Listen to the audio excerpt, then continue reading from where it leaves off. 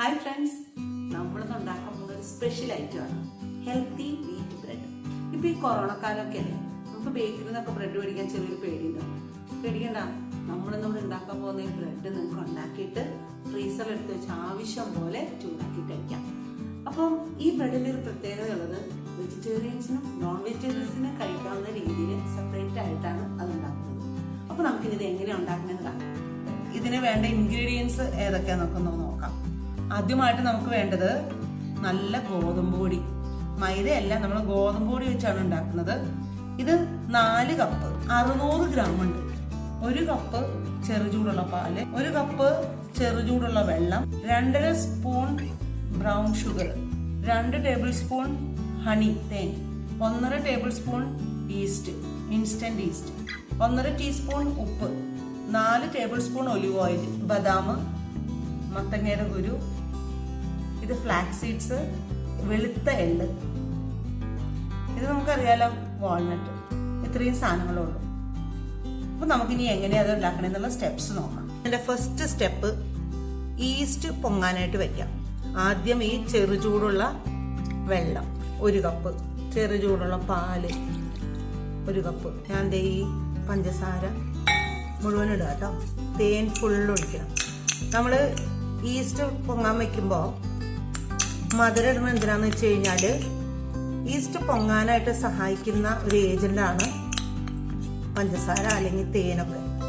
തേനിടുന്നതിന്റെ കാരണം ഒരു നല്ല ഫ്ലേവറും വരും കേട്ടോ. അതിനകത്തേക്ക് പഞ്ചസാര മിക്സ് ചെയ്തതിലേക്ക് ഈസ്റ്റ് ഇടുക.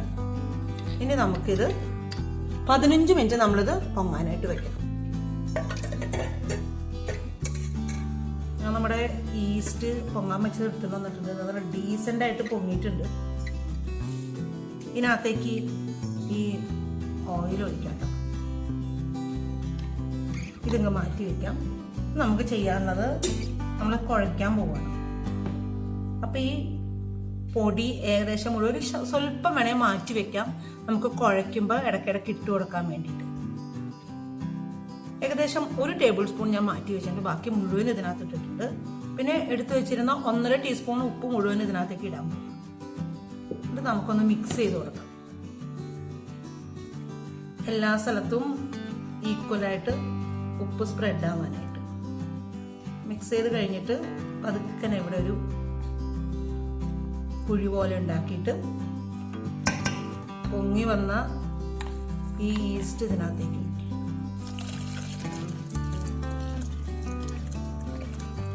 ഇനി നമ്മളൊരു വുഡൻ സ്പൂൺ വെച്ച് ഇളക്കി കൊടുക്കുക.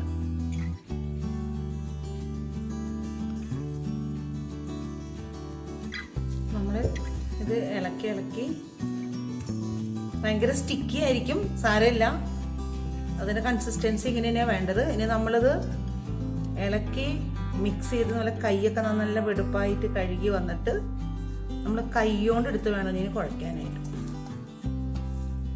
കണ്ടല്ലേ പരുവം കണ്ട, നല്ല സ്റ്റിക്കി ആയിരിക്കും. നമുക്കിത് വീട്ടിലെ ടേബിൾ ടോപ്പിലോ അല്ലെങ്കിൽ ഇങ്ങനത്തെ ഒരു വുഡൻ സർഫസിലിട്ടിട്ട് കുറച്ച് പൊടി തൂവിയിട്ട് നന്നായിട്ട് കുഴച്ചെടുക്കണം. ഒരു 10 മുതൽ 15 മിനിറ്റ് വരെ നമ്മൾ അധികം പൊടി ഇട്ട് കുഴക്കരുത്, ശകലം പൊടിയിട്ട് കുഴയ്ക്കുക. എന്നിട്ട് ഈ മാവ് നല്ല ഇലാസ്റ്റിക് പോലെ ആയി വരും. അതുവരെ നമ്മളിത് കുഴച്ചുകൊണ്ടിരിക്കണം. നിങ്ങൾക്ക് സ്റ്റാൻഡ് മിക്സ്ചർ ഉണ്ടെങ്കിൽ അതിലിട്ടിട്ട് വേണമെങ്കിൽ കുഴയ്ക്കാം. അല്ലാത്തവര് അടുക്കളയുടെ ടേബിൾ ടോപ്പിൽ വെച്ച് ഇങ്ങനെ കുഴച്ചുകൊണ്ടിരിക്കുക. എന്നിട്ടൊരു 10 മിനിറ്റ് നമ്മൾ ഇതുപോലെ കുഴച്ച് കഴിഞ്ഞാൽ നല്ല ഭംഗിയായിട്ട് ഇത് നല്ല സോഫ്റ്റ് മാവായിട്ട് ഒരു ബോളായിട്ട് വരും. അതുവരെ നമ്മളിട്ട് കുഴച്ചുകൊണ്ടിരിക്കണം.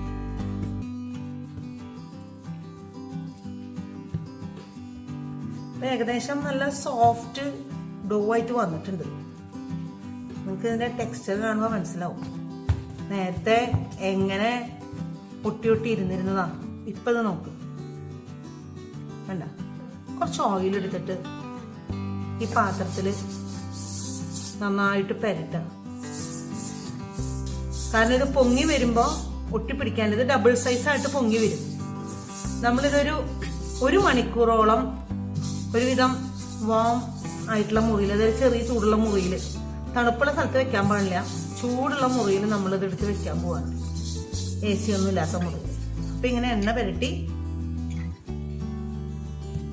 ഇതിൻ്റെ മുകളിലും കുറച്ച് എണ്ണ തടണം. ഇത് ചെയ്യണത് ഡ്രൈ ആയി പോവാതിരിക്കാനാണ്. മാവ് ക്ലീൻ ഫിലിം വെച്ച് കവർ ചെയ്യണം, ഫുള്ളായിട്ട് കവർ ചെയ്യണം. പോരാത്തതിന് നമ്മുടെ ആ തുണി വെച്ച് നന്നായിട്ട് മൂടി വെക്കുക. എന്നിട്ട് നമുക്കൊരു വാം ടെമ്പറേച്ചറുള്ള റൂമിൽ, അപ്പം നമുക്ക് 1 മണിക്കൂർ കഴിഞ്ഞിട്ട് കാണാം. ബ്രെഡിനുള്ള അത് നമ്മൾ വീർക്കാനായിട്ട് വെച്ചിട്ടുണ്ട്. ഈ സമയത്ത് നമുക്ക് ഇത്രയും ധാന്യങ്ങളുണ്ടല്ലോ, ഇത് നമുക്ക് ഒന്ന് ജസ്റ്റ് ഒന്ന് പൊടിക്കണം. ഇത് മിക്സിയിൽ വെച്ച് അടിക്കാൻ നിൽക്കരുത്. മിക്സിയിൽ ഇട്ട് അടിച്ചു കഴിഞ്ഞാൽ അത് ഭയങ്കരമായിട്ട് ക്രഷായി പോകും, പൊടിയായി പോകും. അത് പാടില്ല. നമുക്ക് തരികൾ കടിക്കാൻ കിട്ടണം. അതുകൊണ്ടാണ് ബുദ്ധിമുട്ടി കത്തി കൊണ്ട് ഇങ്ങനെ ഓരോന്നോരോന്ന് നുറുക്കി എടുത്തേക്കണത്. അപ്പം നമുക്കിനി അടുത്ത സ്റ്റെപ്പ് നോക്കാം. റേസ് ചെയ്യാൻ വേണ്ടി വെച്ചിരുന്ന മാവ് അസലായിട്ട് റേസ് ചെയ്ത് വന്ന് നമുക്കത് പൊട്ടിക്കാം. കയ്യിലൽപ്പം എണ്ണ തടവിയിട്ട് ഇത്രയും വീർത്തു വന്നിട്ടുണ്ട്. ഇത് നമ്മുടെ ബദാമും സെസ്മി സീഡ്സും മുഴുവൻ ഇടാൻ പാടില്ല, കാരണം ബാക്കി നമുക്കിനി ഇത് വേവിക്കാനായിട്ട് വെക്കുമ്പോൾ മുകളിൽ ഇടാനുള്ളതാണ്. എന്നിട്ടത് ഒരേപോലെ കുഴച്ചെടുക്കാം. ഒന്നും കൂടിയും കുഴച്ച് ഉരുട്ടിയെടുക്കാൻ പോവാണ്. ഇത് നമ്മളൊരു കട്ടർ വെച്ച് മുറിക്കാൻ പോവാണ് പകുതിയായിട്ട്. ഈ പകുതി ഇവിടെ ഇരിക്കട്ടെ, ഇത് നമുക്ക് പകുതിയാക്കാം. ഇനി ഈ പകുതി നന്നായി കുഴച്ച് ഇനി നമ്മൾ ഫോൾഡ് ചെയ്യാൻ പോവാണ്.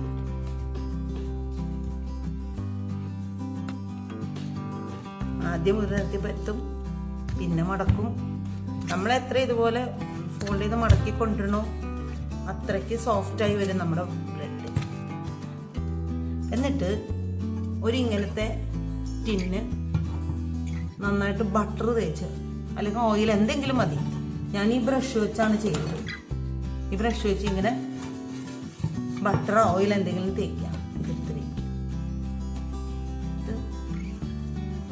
നന്നായിട്ട് പ്രസ് ചെയ്ത് വെക്കാം. പൊങ്ങാനായിട്ട് നമ്മളൊരു 1/4 മണിക്കൂർ, അത് റൂമിന്റെ ചൂടനുസരിച്ചിരിക്കും. ചൂടുള്ള സ്ഥലങ്ങളിൽ 1/2 മണിക്കൂർ കൊണ്ട് പൊങ്ങും. ചൂടില്ലാത്ത സ്ഥലത്താണെങ്കിൽ 45 മിനിറ്റ് വെക്കേണ്ടി വരും.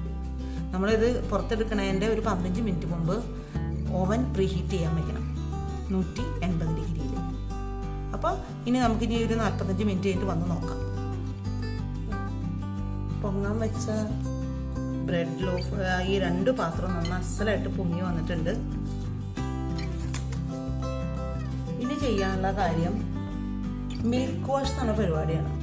വെജിറ്റേറിയൻ ആയിട്ടുള്ള ആളുകൾക്കാണെങ്കിൽ ഇതുപോലെ പാലൊരു പാത്രത്തിലെടുത്തിട്ട് ഇങ്ങനെ ബ്രഷ് ചെയ്യാം. ഇതൊരു ഗ്ലേസിങ് കിട്ടാൻ വേണ്ടി മാത്രമുള്ള പരിപാടി കേട്ടോ. നോൺ വെജിറ്റേറിയൻ ആയിട്ടുള്ള ആളുകൾക്ക് എഗ് വാഷ് ചെയ്യാം.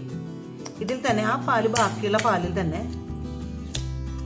ഒരു മുട്ട പൊട്ടിച്ച് ഒഴിച്ചിട്ട് ഇങ്ങനെ നന്നായിട്ടൊന്ന് മിക്സ് ചെയ്തിട്ട്, ഇത് രണ്ടും ഗ്ലേസിങ് കിട്ടുക എന്നുള്ള ഒരൊറ്റ കാര്യമുള്ളൂ കേട്ടോ.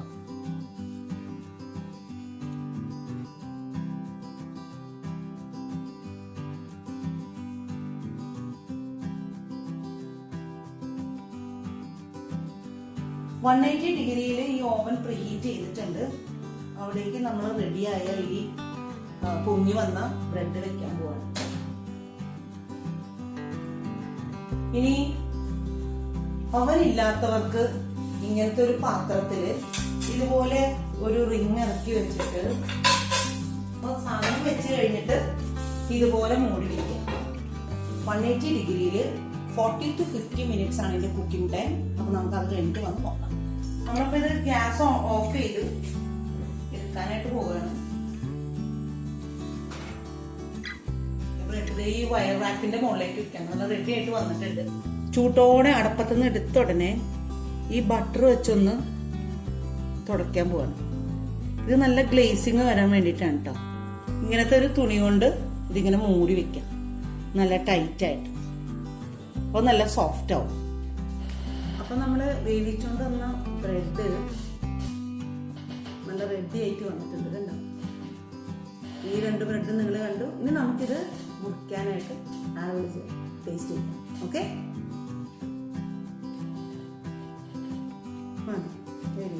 നമ്മുടെ ബ്രെഡ് നല്ല സൂപ്പറായിട്ട് വന്നിട്ടുണ്ട് കേട്ടോ. ഇതിന്റെ ഗോതമ്പായതുകൊണ്ട് നല്ല ഹെൽത്തിയാണ്. സൂപ്പറാട്ടാ, അടിപൊളിയാണ്. Very good. അപ്പൊ ഇത് ആവശ്യം പോലെ എല്ലാവർക്കും കഴിക്കാനായിട്ട് വീട്ടിലുണ്ടാക്കുക. നിങ്ങൾക്ക് ആവശ്യത്തിന് ഇന്നിപ്പോ എടുത്ത് കഴിച്ചു കഴിഞ്ഞു കഴിഞ്ഞാല് നല്ലൊരു പ്ലാസ്റ്റിക് ഇങ്ങനെ ബാഗിലാക്കി ഫ്രീസറിൽ എടുത്തു വെച്ചാൽ നിങ്ങൾക്ക് കഴിക്കേണ്ട സമയത്ത് എടുത്ത് ആവി കയറ്റിയിട്ട് നിങ്ങൾക്ക് കഴിക്കാം, അല്ലെങ്കിൽ മൈക്രോവേവ് ചെയ്തിട്ട് കഴിക്കാം. അപ്പോൾ നിങ്ങളിത് ഇഷ്ടമാണെങ്കിൽ ലൈക്ക് ചെയ്യുക, സബ്സ്ക്രൈബ് ചെയ്യുക, ഷെയർ ചെയ്യുക, കമന്റ് ചെയ്യുക. അപ്പോൾ നമ്മുടെ പുതിയ വീഡിയോസ് നിങ്ങൾക്ക് കാണാൻ പറ്റും.